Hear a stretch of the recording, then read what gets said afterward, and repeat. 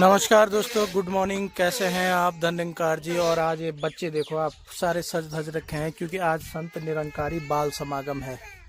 आर्यन जी, ये टोपी सीधी करो। ये सेवा दल की वर्दी है इनकी, हार्दिक, दिव्या और मानसी। आज संत निरंकारी ये कौन होनी या भी होनी ये एक ये रो रही है।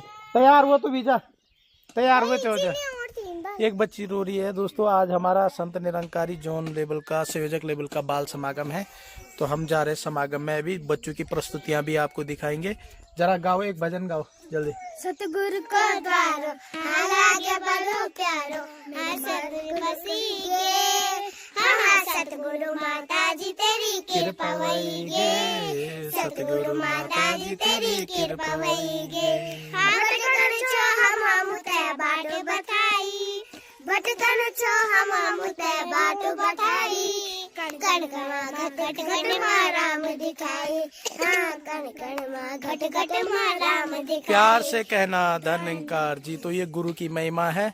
शीश दिए जो गुरु मिले तो भी सस्ता जान। गुरु की महिमा बड़ी महान होती है। तो चलिए प्रोग्राम में आगे मिलते हैं। पानी है नहीं, आगे चल के देख लेते हैं, कहीं तालाब या पानी मिल जाए। तो फिर जो गुरु होते हैं वो कहते हैं तो चलो। फिर आगे चलते चलते उन्हें एक तालाब दिखता है। फिर उस तालाब को देखकर बोलते हैं कि मैं गुरुजी आप यहीं पर बैठ जाओ, मैं आपके लिए पानी वहाँ से ले आता हूँ। फिर जो है वो जो शिष्य होता है वो पानी लेने चला जाता है।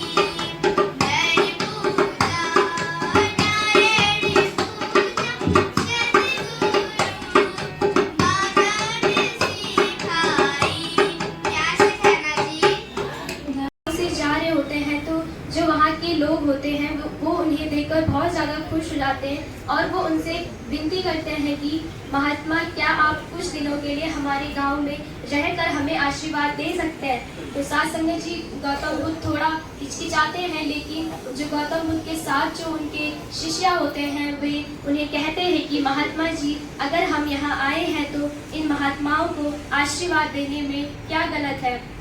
तो साथ संगत जी बुद्ध उनकी बात को मान लेते हैं और वहीं रुक जाते हैं। तो साथ संगत जी कुछ दिनों तक उस गांव में सत्संग होती है। तो साथ संगत जी जो सत्संग होती थी शाम को, तो बहुत सारे दूर दूर के गांव के लोग भी बुद्ध के विचारों को सुनने के लिए वहां आते थे। तो साथ संगत जी उस सत्संग में शाम को हमेशा एक व्यक्ति आता था, वो हमेशा बुद्ध के विचारों को सुनता और घर चला जाता था। एक दिन वो थोड़ा समय निकालकर बुद्ध के पास जाता है और कहता है कि महात्मा जी, मुझे आपसे एक प्रश्न करना था, क्या आप मेरे प्रश्न का उत्तर देंगे। तो साथ संगत जी बुद्ध कहते हैं कि जी महात्मा, आप प्रश्न कीजिए। तो वो कहते हैं कि महात्मा, मैं हमेशा सत्संग में आता हूँ, आपके विचारों को सुनता हूँ, लेकिन मुझे एक परेशानी है। तो बुद्ध कहते हैं कि महात्मा जी, अच्छी बात है, आप सत्संग में आते हैं, लेकिन आपको सत्संग में आने से क्या परेशानी है। तो साथ संगत जी बुद्ध कहते हैं कि महात्मा जी, मैं आता हूँ, विचारों को सुनता हूँ, लेकिन मैं अपने व्यवहारिक जीवन में आपके विचारों को नहीं ढाल पा रहा हूँ। तो साथ संगत जी बुद्ध उनके विचारों को सुनते हैं और कुछ ना कहकर उन्हें एक टोकरी देते हैं। तो साथ संगत जी वो व्यक्ति थोड़ा हैरान हो जाता है और सोचता है कि ये कैसे महात्मा है, मैं इन्हें क्या पूछ रहा हूँ और ये मेरे उत्तर में मुझे एक टोकरी दे रहे हैं। तो साथ संगत जी बुद्ध से कुछ नहीं कहते और बस इतना कहते हैं कि महात्मा, आप इस टोकरी में कुछ दिनों तक पानी भरना और फिर मेरे पास आना। तो साथ संगत जी वो महात्मा घर जाता है और बुद्ध के अनुसार उसमें कुछ दिनों तक पानी भरता है। तो साथ संगत जी 3-4 दिन बीत जाते हैं। तो वो व्यक्ति खुद बुद्ध के पास जाकर कहता है कि महात्मा जी, मैं आपके पास कुछ समय पहले आया था और मैंने आपसे कुछ प्रश्न किया था। तो बुद्ध कहते हैं कि हाँ महात्मा, मुझे याद है कि आपने मुझसे क्या प्रश्न किया था।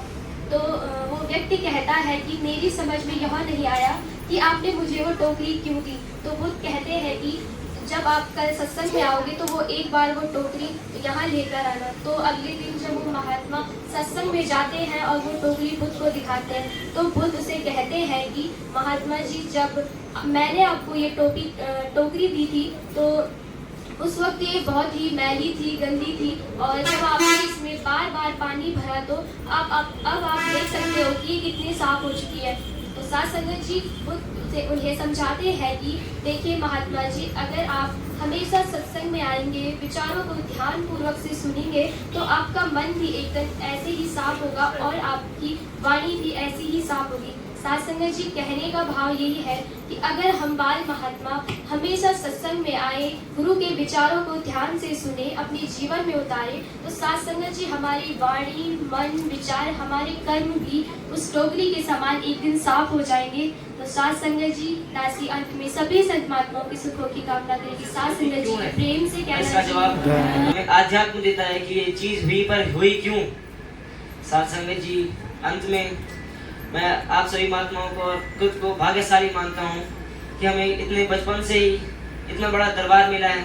साथ संगत जी, प्यार से कहना।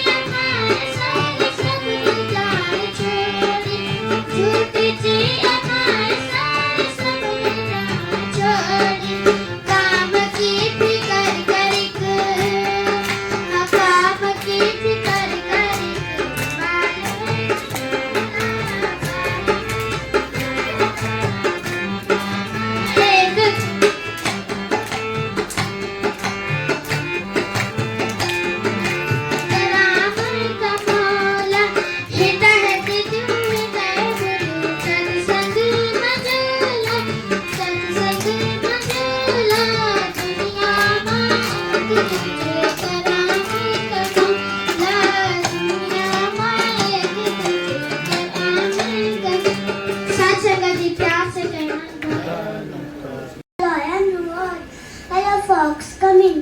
The fox laughed and ran away. Caves don't talk. A lion is hiding. Moral of the stories: be smart think before you act. इस कहानी से हमको ये शिक्षा मिलती है कि कभी भी बोलने से पहले सोचना चाहिए। प्यार से कहना, धन निरंकार जी, मैं तेरी शरणा, मैंने बख्श लो, मैंने बख्श लो, तू ही निरंकार, तू ही निरंकार, मैं तेरी शरणा, मैं तेरी शरणा, मैंने बख्श लो, मैंने बख्श लो, तू ही निरंकार, तू ही निरंकार, मैं तेरी शरणा, मैं तेरी शरणा, मैंने बख्श लो। मैंने जो सतगुरु माता सुरेशा जी महाराज हमें कह रहे हैं कि जीवन में या कर्म में अपनाना है जो महात्माओं के विचार या आने का दाता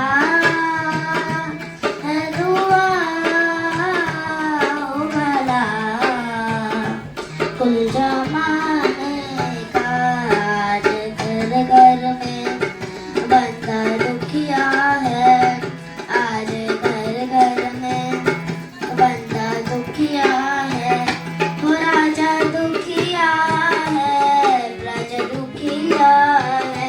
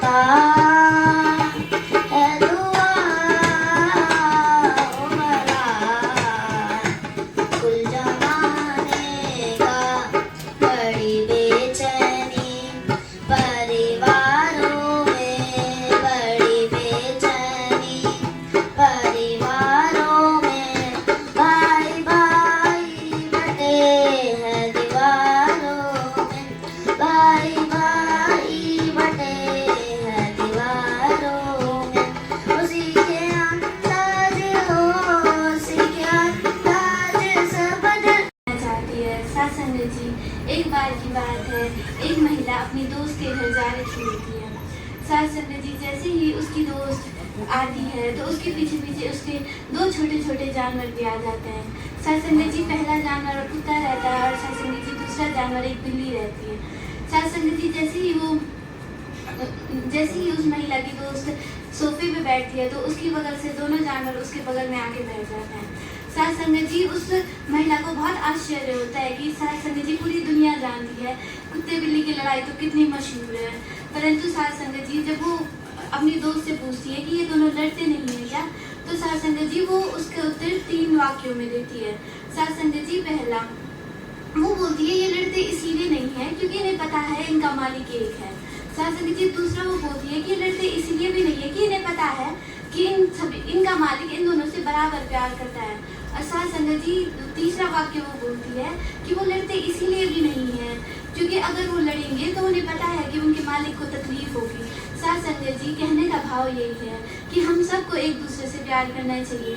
साथ संगत जी हम सबका मालिक एक है और अगर हम लड़ेंगे या फिर एक दूसरे से कोई वैर का भाव रखेंगे तो उसे भी तकलीफ होगी और हमें ये सोचना चाहिए कि हम सबका मालिक हमसे बराबर प्यार करता है। साथ संगत जी प्यार से कहना है सतगुरु विराज तू बोलो मैं सब छोड़ू आज तेरे लोगी गति माँ मेरे सतगुरु विराज तेरी लोगी गति माँ मेरे सतगुरु विराज मन का नाता जुड़ी हो भरम मिटाणो आहा हो भरम मिटाणो मन का नाता जुड़ी हो भरम मिटाणो आहा हो भरम मिटाणो मेरे नफरत को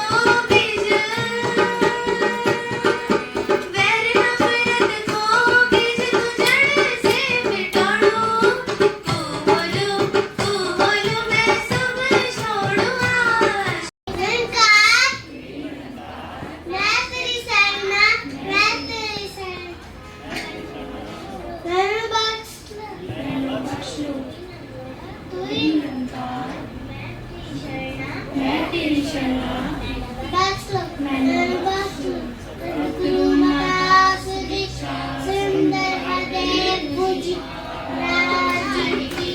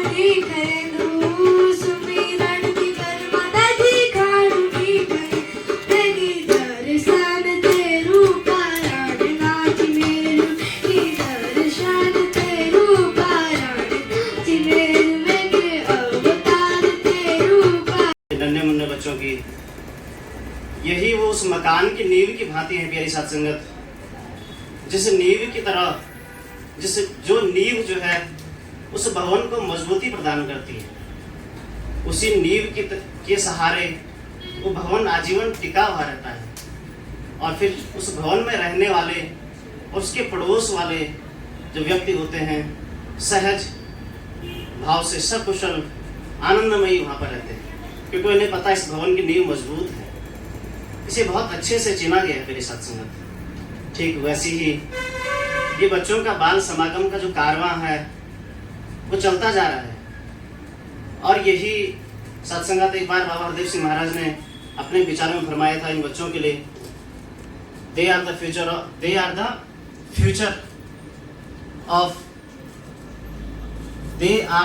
ऑफ मिशन। तो सत्संगत यही वो बच्चे हैं जो इस मिशन का भविष्य बनाने वाले हैं।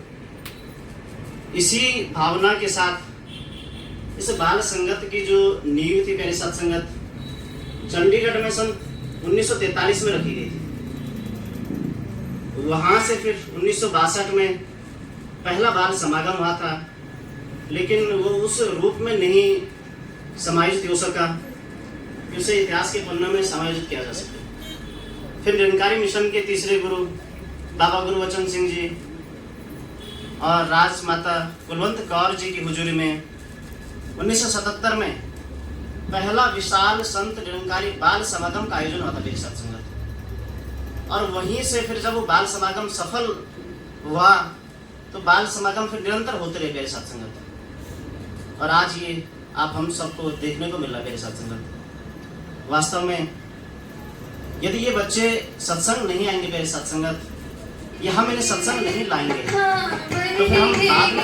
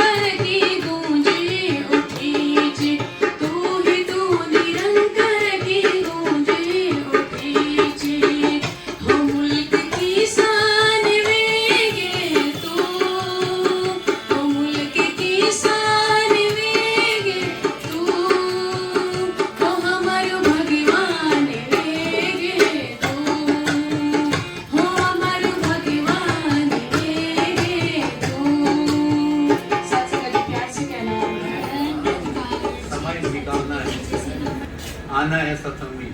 कई बार पूछो ना कि महाराज चौथा प्रण भी है, बाकी 5-4 भूल गया। वो आदमी 4 प्रण भूल जाता है, 5वां चौथा याद रहता है, मतलब 5वां प्रण याद रहता है। कहने का मतलब जो चौथा प्रण है गृहस्थ में रहना, उसको वो याद रहता है, बाकी 4 भूल गए। हम 5 को याद रखें और सत्संग में आए। बोला समय गया फिर हाथ ना आए, अंत समय पछताएगा, जब संदेशा यम का आए नैनो निर्वाण। तब कोई वहां पे जो है रोकने वाला कोई नहीं है। यदि रोक सके तो यही रोक सकता है। मिसाल आपके सामने है, तो समय ज्यादा आगे बढ़ता जा रहा है। तो दास यही कहना चाहता है कि हमने सत्संग में हर समय जब जब सत्संग का दिन होता है जाना जरूर है। प्यार से कहना। सदगुरु का एक ही मोटिव है कि अगर हम हर कार्य के लिए अगर बाल्या अवस्था से स्टार्ट करते हैं, हम कहते हैं कि क्योंकि कि एक जो बच्चा होता है वो उसकी अगर हमने भविष्य की एक अच्छी नींव और अगर एक अच्छी बुलंद इमारत की भांति अगर हम उसको उसके भविष्य को देखना चाहते हैं, तो उसके लिए नींव उसकी मजबूत होनी अति आवश्यक है। और इसी प्रकार से साथ संगत जी, जहाँ हम एक भौतिकी के क्षेत्र की जो पढ़ाई है उसके लिए बच्चों को हम बिल्कुल एक अनुशासित ढंग से और बड़ी मेहनत के साथ पढ़ाई करने के लिए फोकस करते हैं, तो उसी प्रकार से ये आध्यात्मिक जो पाठशाला है इसका भी एक सत्संग जी यही उद्देश्य है कि अगर हमारे जीवन में अध्यात्म का अगर एक मेल होता है बच्चे के जीवन में, तो आगे जाकर के वास्तव में वो बच्चा इस प्रकार से अपने जीवन की वो सफलताएं प्राप्त करता है। ये अनेकों अनेकों उदाहरण मिशन में देखने को मिलते हैं। और यहाँ तक क्या कहा गया है कि सत्संग जी कि अगर आप माया को प्राप्त करोगे, चाहे बड़े से बड़े पदवियों को आप प्राप्त कर ले संसारिक दृष्टि से, सामाजिक दृष्टि से या भौतिकी के क्षेत्र में, तो उसे कुछ टाइम तक ही याद किया जाता है। मगर ये भक्ति का मार्ग ऐसा है कि इंसान के शरीर के जाने के पश्चात कहीं कहीं पीढ़ियों तक, कहीं कहीं सदियों तक ऐसे भक्तों को याद किया जाता है और उनके जीते जागते उदाहरण किस प्रकार से आप बच्चों के सम्मुख हैं कि चाहे बात भक्त प्रहलाद की जाती है कि किस प्रकार से बाल्यावस्था में ही माँ के गर्भ में ही उस परमात्मा का ज्ञान उस शिशु को हो गया था, और आगे चल करके जब वो शरीर रूप में इस धरती पे आए तो किस प्रकार से पिता ही उनके प्राणों के प्यासे बने। मगर भक्ति आगे थी, परमात्मा को आगे रखा तो हर मुश्किल आसान हो गए सत्संग जी, और अंत में आप जानते हैं कि उस भक्त की ही जीत हुआ करती है। तो ऐसे ही बात सत्संग जी ध्रुव की आती है कि एक इस प्रकार की लगन थी परमात्मा को पाने की। कहते हैं कि 5 साल की उम्र में ही परमात्मा को प्राप्त कर लिया था, और आज भी सत्संग जी हर एक भक्त के हृदय में वो निवास करते हैं। तो इसी प्रकार से सत्संग जी, चाहे कपिल मुनि की बात की जाती है कि किस प्रकार से बाल्यावस्था में ही वो परमात्मा की भक्ति में लीन हो गए और किस प्रकार से जीवन निरंतर भक्ति के ही मार्ग पे आगे बढ़ता हुआ, और आज एक इतिहास के रूप में सत्संग जी हर एक भक्त गवाही देता है। तो इसी प्रकार से आज सदगुरु माता जी भी यही प्रयास किया जा रहा है कि बच्चा जहाँ भौतिक के क्षेत्र में आगे बढ़े, वहीं साथ साथ ये सत्संग जी हमारी ये भक्ति की लाइन भी मजबूत हो, हम भक्ति के मार्ग में भी आगे बढ़ते जाएं। और कहते हैं कि जहाँ भक्ति है सत्संग जी, वहाँ सारे गुण दौड़े चले आ जाते हैं पीछे से। तो ऐसी ही कृपा, ऐसी आशीर्वाद है सदगुरु माता जी की ओर से। आप छोटे नन्हे मुन्ने सबका हो कल्याण, भला करो सबका प्रभु, सबका हो कल्याण। जब दासी को ये अवस्था याद आती है अपनी, तो सत्संग जी जब दासी इस अवस्था में हुआ करती थी, तो सत्संग जी जो दासी की मम्मी थी वो ज़बरदस्ती सत्संग ले जाती थी कि डांट करके कि चलो आज सत्संग जाना है। और सत्संग जी एक तो संडे मिलता था जिस दिन छुट्टी होती थी स्कूल की, और उस दिन भी मम्मी कहती थी कि चलो सत्संग चलना है। सत्संग जी मन एकदम से सत्संग जी खराब हो जाता था। तो सत्संग जी जब मम्मी ज़बरदस्ती सत्संग लेके जाती थी या फिर सत्संग जी कुछ लालच देती थी कि घर आते हुए कुरकुरा लेके आएंगे, इस प्रकार सत्संग जी आइसक्रीम देंगे, तो सत्संग जी सत्संग चल देते थे।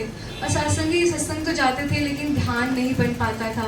वही सत्संग जी आपस में जो और बाल महात्मा बैठे रहते थे उनके साथ बातें करना होता था कि किस प्रकार से सत्संग जी बच्चे बैठ करके बातें करते हैं, अपना खेलने में लगे रहते हैं, उस तरीके से सत्संग जी भाव हुआ करते थे। लेकिन सत्संग जी आज वो सत्संग जी मम्मी का डांटना याद आता है कि किस प्रकार सत्संग जी अगर माँ हमें डांट करके सत्संग में नहीं ले जाती तो आज हमारा जीवन किस प्रकार होता। सत्संग जी धन्य है सत्संग जी वो माता पिता जिन्होंने हमें ये रास्ता दिखाया। सत्संग जी आज सत्संग जी जो युवा है सत्संग जी वो नशे से सत्संग जी अपना जीवन बर्बाद कर रहा है। सत्संग जी स्ट्रेस, डिप्रेशन, एंजाइटी, सत्संग जी ये सारी चीज़ें जीवन में आ रही है। सत्संग किस प्रकार अपना जीवन खत्म कर रहा है, किस प्रकार सत्संग जी बुरी संगत में पड़ रहा है। तो सत्संग में कहाँ जाना है। सत्संग जिस प्रकार बचपन में मम्मी दासी को दासी की बहन को सत्संग लेके जाती थी, उस प्रकार सत्संग जी अब ऐसी अवस्था बन गई है कि मम्मी देर करती है और हम बोलते हैं सत्संग जी कि मम्मी जल्दी चलो सत्संग के लिए लेट हो रहा है। सत्संग जी तो सत्संग जी आज ये निरंकार प्रभु परमात्मा पूरे संसार में सत्संग जी पूरे विश्व भर में सत्संग जी संदेश दे रहा है। सत्संग जी निरंकारी मिशन कोई धर्म या संप्रदाय नहीं है सत्संग जी, इसका केवल और केवल उद्देश्य है सत्संग जी इस निरंकार प्रभु परमात्मा का सत्संग जी बोध कराना है। सत्संग जी सत्संग जी भक्ति कौन नहीं कर रहा, सत्संग जी पूरा संसार भक्ति कर रहा है। सोमवार के व्रत, मंगलवार के व्रत, शनिवार के व्रत सत्संग जी कितने कितने व्रत रख रहे हैं सत्संग जी, किस प्रकार मंदिर में जा रहे हैं सत्संग जी। सत्संग जी सारे सत्संग जी महात्मा जितने भी महान पुरुष रहे हैं, कबीरदास जी, तुलसीदास जी, सत्संग जी रामचरितमानस में लिखा है, श्रीमद् भगवद गीता में श्री कृष्ण जी के द्वारा लिखा गया है कि अगर तुम मुझे जब तक तत्व रूप में नहीं जानोगे तब तक तुम्हारी भक्ति परवान ही नहीं हो सकती। सत्संग जी पहले सत्संग जी देखो जानो फिर मानो। सत्संग जी सत्संग जी भक्ति की अवस्था कब बनती है सत्संग जी, भक्ति की अवस्था तब बनती है सत्संग जब हम इस निरंकार प्रभु परमात्मा को जान लेते हैं। सत्संग जी सत्संग जी जिस प्रकार भक्ति की बात आती है तो सत्संग जी भक्त सत्संग अनुभव सत्संग जी दासी और रखेगी आप जी के सामने। सत्संग जी कॉलेज का पेपर था तो सत्संग जी क्या हुआ कि जहाँ सेंटर पड़ा था वहाँ दासी पहली बार जा रही थी तो रास्ता पता नहीं था कि कहाँ कैसे करके जाना है। तो दोस्तों के साथ बात हुई थी और सोचा कि दोस्तों के साथ मिल करके चले जाएंगे। तो दासी ने पापा को भी मना कर दिया था कि मैं दोस्तों के साथ चली जाऊंगी, आप रहने दीजिए, क्योंकि पापा की दुकान है तो दुकान पे भी रहना ज़रूरी था सत्संग जी।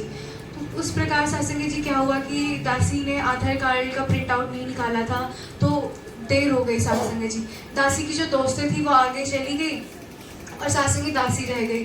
फिर दासी मन में सोचने लगी कि अब पापा को भी कैसे बोलूँ कि छोड़ दो सत्संग जी, फिर पापा कहेंगे कि कैसे दोस्त हैं। तो सत्संग जी दासी ने इस निरंकार से अरदास की कि अब कैसे करके आपने पहुंचाना है दासी को। तो सत्संग जी दासी रोड के रास्ते भागते भागते बस मन में एक ही भाव सत्संग सुमरन करते जा रही है, तू ही निरंकार मैं तेरी शरणा मैंने बख्श लो, बस आज पहुंचा देना सत्संग जी।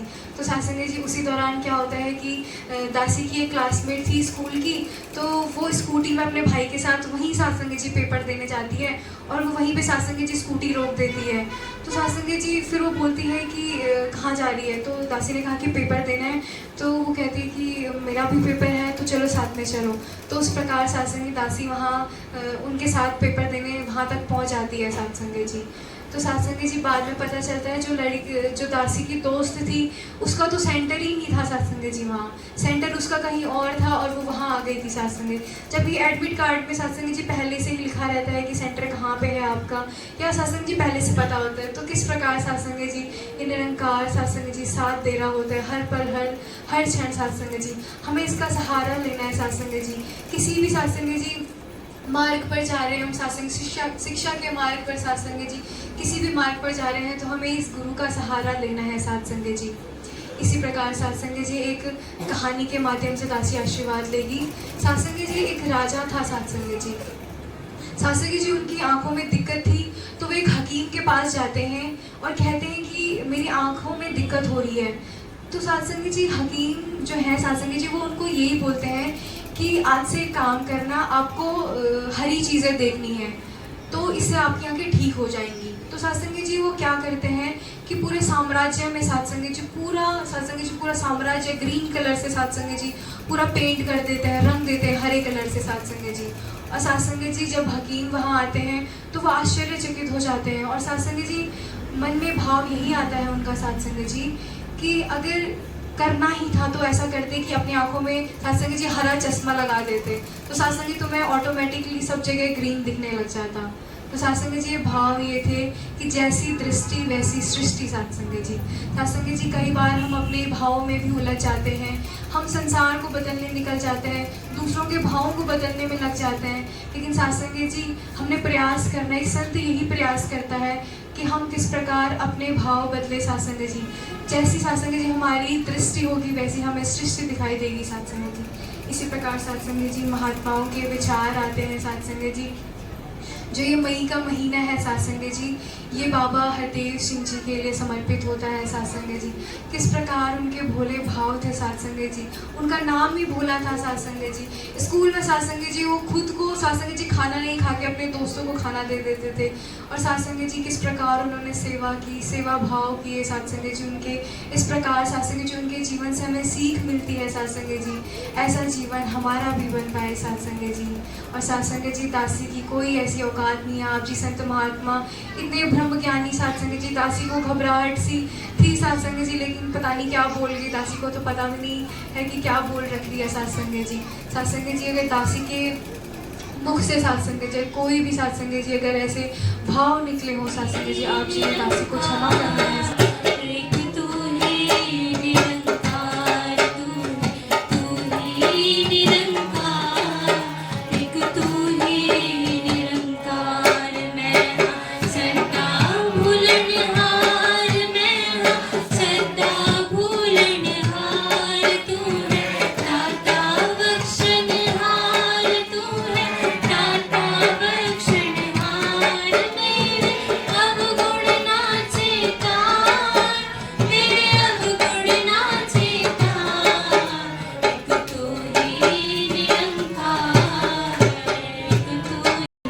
सत्संग समाप्ति के पश्चात ये सामूहिक भोग लंगर का भी आयोजन किया गया है महात्माओं के द्वारा। ये देखिए आप कितने प्यार प्रेम से हिंदू मुस्लिम सिख ईसाई समान रूप से, ये देखिए एक प्रेम मानवता का प्रेम का रूप होता है ये लंगर प्रसाद।